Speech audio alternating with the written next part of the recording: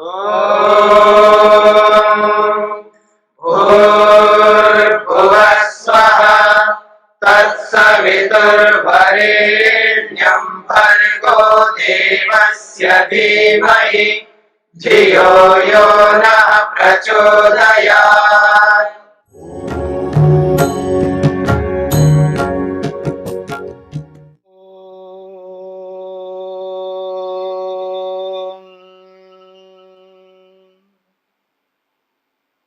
योग दर्शन के तीसरे पाद यानी विभूति पाद के 14वें सूत्र को लेकर के विचार चल रहा है। शांत उदित अव्यपदेश्य धर्मों में रहने वाला धर्मी होता है, ऐसा सूत्रकार महर्षि पतंजलि कहते हैं। इसी श्रृंखला में एक बात हो रही थी, सर्वम सर्वात्मकम, समस्त पदार्थ समस्त धर्मों से युक्त होते हैं। कोई ऐसी वस्तु पदार्थ द्रव्य नहीं है जिस द्रव्य में सारे धर्म नहीं होते हो। बस केवल बात इतनी सी है कि सारे धर्मों के रहते हुए भी सारे धर्म उभरे हुए प्रकट नहीं होते हैं, ये बात भी हमें समझना चाहिए, तब बात स्पष्ट हो जाती है। नहीं तो व्यक्ति ये समझने लगता है कि सभी वस्तुओं में सभी धर्म विद्यमान होते तो सभी दिखने चाहिए। ऐसे नहीं दिख सकते हैं, क्योंकि व्यवस्था ही इसी तरह किया है कि कौन से धर्म कहां प्रकट होने चाहिए, ये उन्हीं धर्मों को प्रकट किया। बाकी धर्म जो है वहां दबे रहते हैं, उनकी आवश्यकता नहीं है, इसलिए वो दबे रहते। क्योंकि मूल द्रव्य के जो गुण होंगे वो गुण सब जगह विद्यमान होंगे, कहीं प्रकट रूप में और कहीं अप्रकट रूप में। तो एक बात यहां पर आ रही है, या एतेषु अभिव्यक्त अनभिव्यक्तेषु धर्मेषु अनुपाति सामान्य विशेषात्मा सो अन्वयी धर्मी। चाहे जो अभिव्यक्त पदार्थ हैं, अभिव्यक्त का अर्थ है जो प्रकट पदार्थ हैं, उन प्रकट पदार्थों में या जो धर्म प्रकट है उन प्रकट धर्मों में, और जो धर्म प्रकट नहीं है उन अप्रकट धर्मों में। तो प्रकट और अप्रकट इन्हीं बातों को अभिव्यक्त और अनभिव्यक्त शब्दों से बताया जा रहा है। तो अभिव्यक्त धर्मों में और अनभिव्यक्त धर्मों में सामान्य विशेषात्मा, कहीं सामान्य रूप से और कहीं विशेष रूप से अन्वित रहने वाला, यानी उसमें विद्यमान रहने वाला धर्मी होता है। क्योंकि कोई धर्म सामान्य रूप से होता है तो कोई धर्म विशेष रूप से होता है। एक जैसी वस्तुओं में जो धर्म होते हैं उन सब धर्मों को सामान्य धर्म कहते हैं। जो एक जैसी वस्तु होती है उसके जो धर्म है, क्योंकि एक जैसी वस्तु में सभी में वो विद्यमान है, जो धर्म सभी में प्रकट रूप में विद्यमान है उसको सामान्य कहते हैं,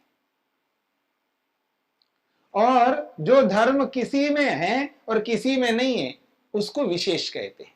ये देखने की एक प्रक्रिया है शास्त्र की।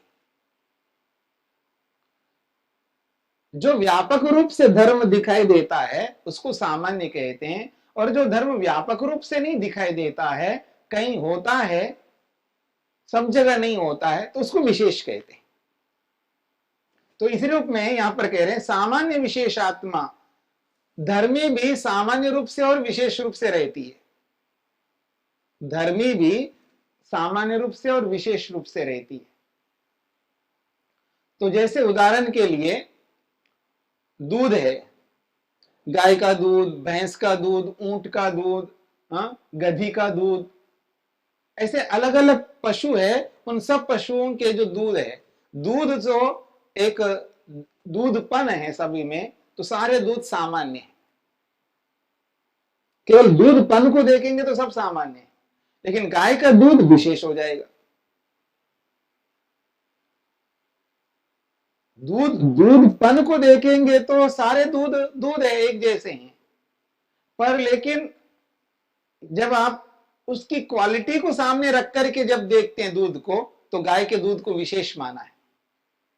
क्योंकि आयुर्वेद ने गोदुग्ध को, गाय के दूध को विशेष माना है। ऐसे आप किसी भी पदार्थ को सामने रख सकते हैं, तो कोई वस्तु किसी दृष्टि से सामान्य हो जाती है, कोई वस्तु किसी दृष्टि से विशेष हो जाती है। अब द्रव्यों में द्रव्यत्व सामान्य है, द्रव्य सारे द्रव्य हैं, सभी पदार्थ हैं, तो सब में द्रव्यपन है, पर सभी में द्रव्यत्व है तो सामान्य हो गया। पर कोई द्रव्य किसी द्रव्य से भिन्न हो जाती है, कोई द्रव्य किसी द्रव्य से भिन्न हो जाती है। द्रव्यों में द्रव्यत्व सामान्य है, लेकिन पृथ्वी द्रव्य विशेष हो जाएगा। अब पृथ्वीत्व देख रहे हैं ना हम, जब उसमें एक दूसरा धर्म जब देखते हैं वो द्रव्य विशेष हो जाएगा। और जल में जलत्व है, फिर वो जल विशेष हो जाएगा।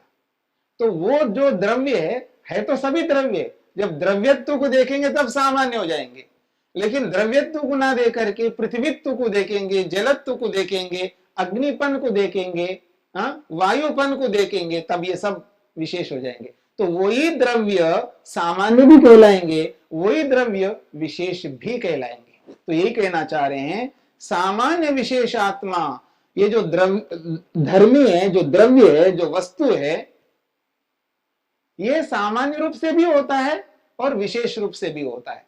मतलब वही द्रव्य, वही वस्तु सामान्य भी कहलाएगी, वही वस्तु विशेष भी कहलाएगी। दृष्टि भेद होगा, और ये जो दृष्टि भेद होगा वो जाति को देख करके होगा। जैसे सभी द्रव्य सामान्य हैं तो सामान्य हो गया, पर जल बोलते ही विशेष हो जाएगा, पृथ्वी बोलते ही विशेष हो जाएगा, अग्नि बोलते ही विशेष हो जाएगा। केवल द्रव्य के रूप में देखेंगे सामान्य रहेगा। तो ये कहना चाह रहे हैं, सामान्य विशेषात्मा, ये जो धर्मी वस्तु है, ये सामान्य रूप से भी रहता है और विशेष रूप से भी रहता है। अब एक विशेष बात कहना चाहते महर्षि वेदव्यास, पहले भी ये बात आई है।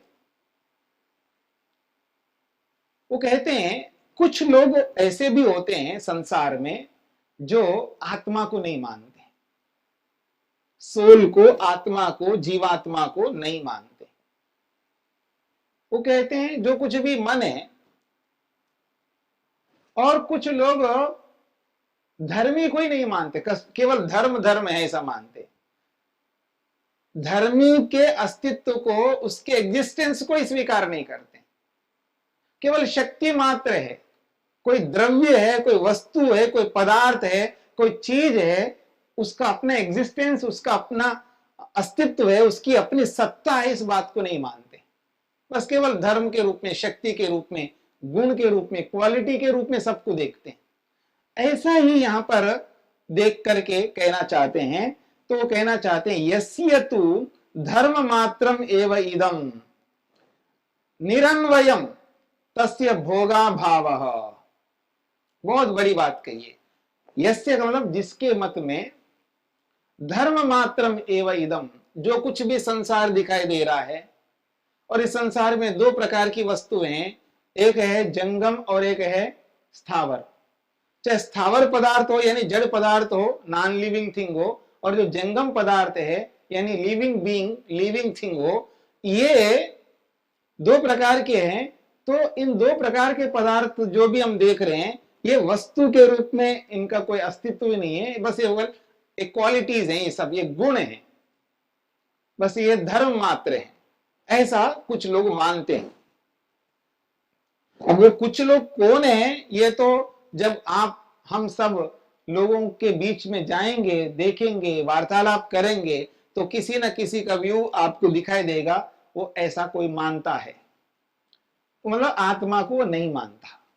जो भी आत्मा को न मानने वाले लोग हैं, उनके लिए महर्षि वेदव्यास प्रश्न उपस्थित कर रहे हैं।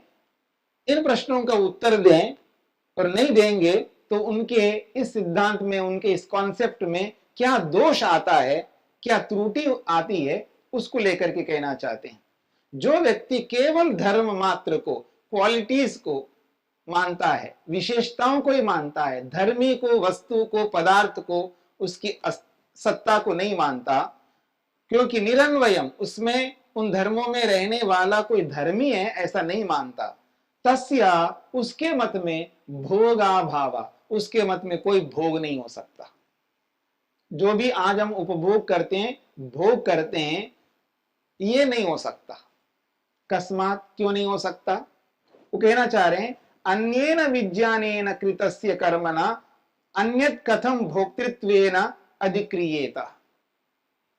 और जो केवल धर्म मात्र मानते हैं वो केवल इतना तक सीमित नहीं रहते हैं, और वो धर्म मात्र विशेषताओं को स्वीकार करते हुए एक और बड़ी बात वो कहते हैं कि बस ये तो क्षण भर के लिए, क्षणिक है।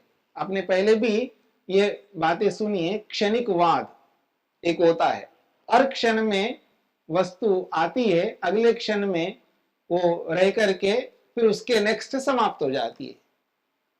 मतलब उत्पन्न हुआ, फिर अगले क्षण में वो समाप्त, फिर नया, फिर वो समाप्त, वो नया। यानी वस्तु आ रही है, यानी जो भी आपको दिखाई दे रहा है 1 घंटे पहले जो था वो अब नहीं है। 1 घंटा तो बहुत दूर की बात है कि 1 मिनट पहले जो मैं था वो नहीं हूं, मैं नया हूं, ऐसा वो मानते हैं। यानी क्षणिकवाद, हर क्षण में वस्तु समाप्त होती है, फिर नई वस्तु उत्पन्न होती है। बहुत अजीब सा उनका कॉन्सेप्ट है, अजीब सिद्धांत है उन लोगों का। ऐसे भी दुनिया में लोग हुआ करते हैं, वो ये बोलते हैं सब कुछ क्षणिक है, जो कुछ भी दिखाई दे रहा है ये क्षणिक है, अगले क्षण वो रहेगा नहीं, नष्ट हो गया, फिर नया पैदा होता है। और जो आ रहा है वो अगले क्षण में समाप्त होता है, फिर नया उत्पन्न होता है, ऐसा वो लोग माना करते हैं। उसी बात को ध्यान में रख करके ये बात कही जा रही है। एक तो है केवल धर्म मात्र को मान रहे हैं, धर्मी को स्वीकार नहीं कर रहे हैं। दूसरी बात, वो जो धर्म मात्र है वो क्षणिक है, वो स्थिर नहीं रहता है, समाप्त होता जाता है, फिर नया नया उत्पन्न उस जैसा उत्पन्न होता है। थोड़ा सा ये दिमाग में बिठाने वाली बातें हैं। जो हर क्षण में समाप्त होता है, तो फिर वो जो नया उत्पन्न होता है वो उसी जैसा उत्पन्न होता है, लगातार उत्पन्न हो रहा है, लगातार समाप्त हो रहा है, तो हमको एक की रूप में एक वही है ऐसा दिखता है। ये हमारी भ्रांति है, ये वही नहीं है, ये हर क्षण आ रहा है जा रहा है, वो निरंतर आ रहा है, तो एक जैसा दिखता है। एक बात हम करते हैं, जब हम पिक्चर देखते हैं, सीरियल्स देखते हैं, अब तो हाईटेक आ गया है। पहले जो पिक्चर है जब स्क्रीन पर दिखाते थे, एक बहुत बड़ी रील होती थी, वो रील लाया करते थे, बहुत लंबी लंबी पुराने पिक्चरों को आपने देखा हो तो रील आती थी। वो जो रील होता था तो उसमें जो चित्र होते थे, अगर उस रील को ऐसा पकड़ करके देखते तो एक ही चित्र अनेक होते थे उसमें। मेरी बात को समझने का प्रयत्न करना, इससे आपको इजीली समझ में आएगा। अब एक चित्र है, जैसे आज मैं ऐसे ध्यान अवस्था में बैठा हूं, मान लो मैं ध्यान अवस्था में ऐसे बैठूं, एक चित्र आप ले लीजिए ध्यान का, और उस एक चित्र के 100 चित्र बना लीजिएगा, ठीक है। अब जब वो रील चलता है तो 100 चित्र चल रहे होते हैं, तो जब वो 100 चित्र एक के बाद एक आ रहा है जा रहा है, आ रहा है जा रहा, तब मैं बैठा हुआ दिखाई दूंगा आपको। मेरी बात समझ रहे हैं ना? वो 100 चित्र चले गए तब मैं बैठा हुआ दिखाई दूंगा। ऐसे एक के अनेक चित्र बनते हैं। जैसे ये चित्र एक के बाद वो एक एक जा रहा है, लेकिन आपको वो चित्र जा रहा है ऐसा दिखाई नहीं देगा, बस स्टिल मैं बैठा हुआ दिखाई दूंगा। जब तक मैं बैठा रहूंगा तब तक बैठा हुआ दिखा दूंगा, लेकिन रील पता नहीं कितना चल पड़ा उसके लिए। ठीक इसी प्रकार से वो ये कहते हैं कि हर क्षण में उत्पन्न हो रहा है, समाप्त हो रहा है, उत्पन्न हो रहा है, समाप्त हो रहा है, पर हमको स्टिल एक ही दिखाई दे रहा होता है। तो केवल धर्म मात्र है, धर्मी नहीं है, और वो क्षणिक है, ये बात मानते। ऐसी बात को मानने वाले के लिए महर्षि वेदव्यास ने एक प्रश्न उपस्थित किया है, तस्य भोगा भावा, उसके मत में तो भोग ही नहीं हो सकता। कस्मात, क्यों नहीं हो सकता? तो कह रहे हैं अन्येन विज्ञानेन कृतस्य कर्मणा अन्यत् कथम भोक्तृत्वेन अधिक्रियेत। जो आज मतलब जिस क्षण में जो उत्पन्न किया, जिस क्षण में जो उत्पन्न होकर के आया, उसने एक कर्म किया, चाहे वो पाप कर्म किया हो या पुण्य कर्म किया हो, जिस क्षण में वो रहता है उसी क्षण में उसने कोई कर्म ऐसा किया, पाप या पुण्य, अच्छा या बुरा, कोई धर्म या अधर्म, कोई कर्म किया और वो तो समाप्त हो गया, फिर दूसरा पैदा हुआ। अब जो पहले वाले ने जो कर्म किया उसका फल तो होगा ना, जब कर्म किया तो फल मिलेगा। हम सब इस बात को समझते हैं, जो भी हम कर्म करते हैं उनका फल भोगना पड़ता है। किए हुए कर्म कभी नष्ट नहीं होते, किए हुए कर्मों का फल भोगना ही पड़ता है व्यक्ति को। आज जो भोग रहे हैं हम लोग इसलिए भोग रहे हैं क्योंकि हमने कर्म किए, और आज जो कर्म वर्तमान में कर रहे हैं वो आगे भोगेंगे। तो कर्म किया तो कर्म का फल तो भोगना पड़ेगा। तो अगर किसी ने कर्म किया जिस क्षण में और अगले क्षण में वो तो समाप्त हो गया, अब नया पैदा होकर के आया, तो जो पहले वाले ने जो कर्म किया उसका फल बाद में आने वाला कैसे भोग सकता है? ये तो अन्याय होगा, क्योंकि जिसने कर्म किया वो तो समाप्त हो गया, अब नया आया है, उसके कर्म का फल ये क्यों भोगेगा? पहले वाले ने पाप कर्म किया। एक बात करते हैं, मान लीजिए मैंने पाप कर्म किया, मेरे पाप कर्म के फल आप भोग सकते हो क्या? या आपने जो पाप किया उस पाप के कर्मों का फल मैं भोगूंगा क्या? ना आपके कर्मों के फल मैं भोग सकता हूं, ना मेरे कर्मों के फल आप भोग सकते हैं। मैंने किया तो मेरे को भोगना होगा, आपने किया है तो आपको ही भोगना होगा। चाहे वो अच्छा है या बुरा, वो एक अलग बात है। अगर कर्म मैंने किया, कर्म आपने किया, जिसने कर्म किया वही भोग सकता है। पर यदि आप क्षणिक मानोगे तो ये ऐसा नहीं हो सकता। जिसने कर्म किया वो तो समाप्त हो गया, नेक्स्ट अगला क्षण आ गया, अगले क्षण में तो रहेगा नहीं। अब नए क्षण में नया पैदा होकर के आया, वो कर्म उसने तो किया नहीं है, पहले वाले ने किया था। अब आने वाले उस कर्म का फल कैसे भोग सकता? ये बात, ये दोष आ रहा है यहां पर। ये कहना चाह रहे हैं अन्येन विज्ञानेन कृतस्य कर्मणा, अन्य विज्ञान के द्वारा, अन्य मन के, क्योंकि आत्मा को तो मानते नहीं है। जब आत्मा को मानते नहीं है तो फिर किसको मानेंगे? विज्ञान का अर्थ है मन। मैंने कहा था ना, मन के बहुत सारे नाम हैं। इस योग दर्शन को प्रारंभ जब मैंने किया था, अब याद कर लीजिएगा कि प्रारंभ में बहुत सारे सिद्धांत आपके सामने रखे हैं। उन सिद्धांतों में एक मन के सिद्धांत को भी रखा और मन के नामों को लेकर के भी रखा। मन के बहुत सारे नाम होते हैं, उन बहुत सारे नामों में मन का एक नाम है विज्ञान, मन का दूसरा नाम है प्रत्यय, मन का तीसरा नाम है प्रज्ञा, मन का चौथा नाम है चित्त। ऐसे बहुत सारे नाम आपके सामने रखे थे। तो यहां कहना चाह रहे हैं अन्येन विज्ञानेन, एक मन के द्वारा, क्योंकि वो आत्मा को तो मान नहीं रहे, तो मन को ही मान के चलता है वो। तो कह रहे हैं अन्येन विज्ञानेन, एक मन के द्वारा, कृतस्य कर्मणा, किए हुए कर्म का, अन्यत कथम भोक्तृत्वेन अधिक्रियेते, दूसरा मन उसको कैसे भोगेगा? पहले वाले मन ने जिस कर्म को किया है, बाद में आने वाले मन के द्वारा उस कर्म का फल कैसे भोग हो सकता है? ये कभी संभव नहीं है, ये बात कहना चाहते हैं। तत्स्मृत्य भावश्च, अब अगली बात कह रहे हैं, अगला दोष दिखा रहे हैं। एक तो एक के किए हुए कर्म का फल दूसरा भोग नहीं सकता, एक बात। दूसरी बात, तत्स्मृति अभावश्च, उसके मत में जो आत्मा को नहीं मानता, केवल मन को मान रहा है, केवल धर्म को मान रहा है, और वो भी क्षणिक मान रहा है, ऐसी स्थिति में उसके मत में स्मृति का भी अभाव हो जाएगा। स्मृति का मतलब याददाश्त, तो उसके मत में तो स्मृति हो ही नहीं सकती है। अन्य दृष्टस्य स्मरणम अन्यस्य नास्ति, तस्मृत्य भावश्च न अन्य दृष्टस्य स्मरणम अन्यस्य अस्ति इति। एक ने जिसको देखा उसका स्मरण दूसरा कैसे करेगा? देखा तो मैंने और याद आप करो। देखिए, स्मरण वो कर सकता जिसने देखा है, देखे हुए का स्मरण होता है। याद रखिएगा, मैंने आपके सामने पहले पाद में स्वप्न स्थिति को, निद्रा स्थिति को लेकर के जब वर्णन किया था, उस समय ये बातें रखी थी। और जो स्मृति वृत्ति जो होती है, स्मृति वृत्ति के प्रसंग में भी ये बात आपके सामने रखी थी। 2 बार बातें रखी थी, अब तीसरी बार आया है। जो भी स्मृति होती है वो देखे हुए का होता है, सुने हुए का होता है, अनुमान किए हुए का होता है। 3 प्रकार की स्मृति होती है, एक प्रत्यक्ष का स्मृति, एक अनुमान की स्मृति और एक आगम की स्मृति। आगम प्रमाण के माध्यम से जो कुछ भी हम जानते हैं उसकी स्मृति आती है हमको, अनुमान के माध्यम से जो भी हमने जाना है उसकी भी स्मृति आती है, और जो प्रत्यक्ष हमने देखा उसकी भी स्मृति आती है। तो स्मृति 3 प्रकार से हम लाते हैं।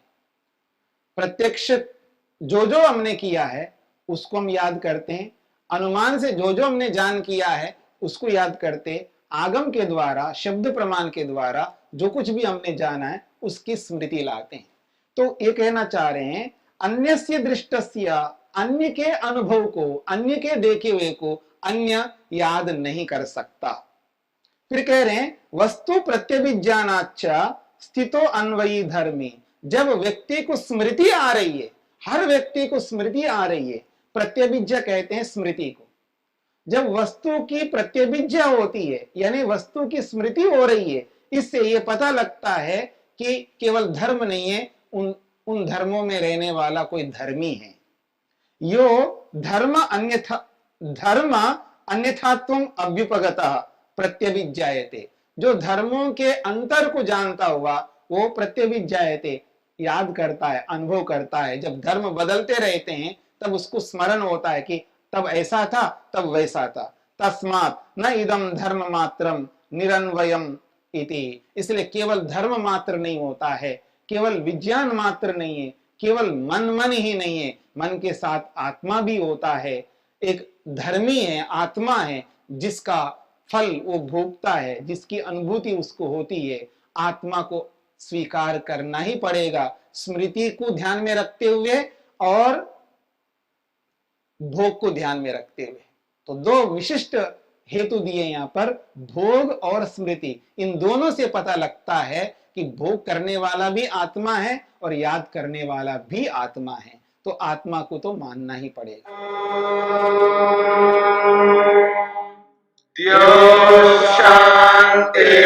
शांतिरंतरिक्षम शांति पृथिवी शांतिरापः शांतिरोषधयः शांति वनस्पतयः शांतिर्विश्वे देवाः शांतिर्ब्रह्म शांति सर्वं शांति शांतिरेव शांति क्षमा शांतिरेधि।